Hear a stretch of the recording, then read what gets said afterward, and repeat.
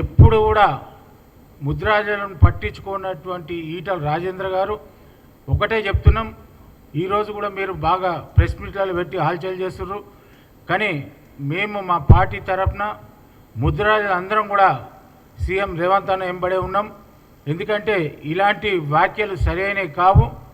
గతంలో నీ పార్టీ కోసం, నీ పదవి కోసం మీరు సీఎం గారిని తిట్టితే అది ఎంతవరకు సమంజసం అని అడుగుతున్నాం మీ ద్వారా.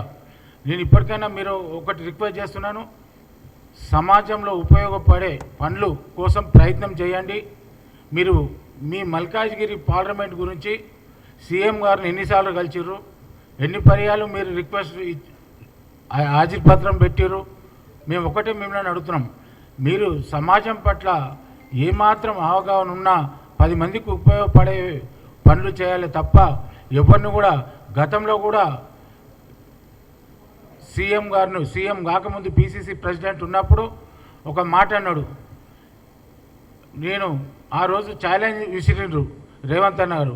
అదే చార్మినార్ భూలక్ష్మమ్మ దేవాలయానికి ఆ రోజు వస్తే ఆయన ముఖం చాటేసిండు. ఈరోజు ఏమంటుండు, ఎవరు ఏడుస్తారన్నాడు. ఎవరు వేస్తారని కాదు, ఏడ్చకుండా గత ఎన్ని రోజుల సంది కూడా ఇది లేకుండా ఆయన పీసీసీ అయిన తర్వాత పార్టీని బలోపేతం చేసుకుంటూ ఈరోజు ప్రభుత్వానికి వచ్చడానికి కృషి చేసినటువంటి కాంగ్రెస్ అందరూ ప్రతి కార్యకర్త కూడా ఈరోజు ఆలోచించి వాళ్ళకు అవసరం పడే విషయాలన్నీ కూడా చర్చించి సమస్యలు లేకుండా తీర్చిదిద్దడానికి ప్రయత్నం చేస్తున్నాడు.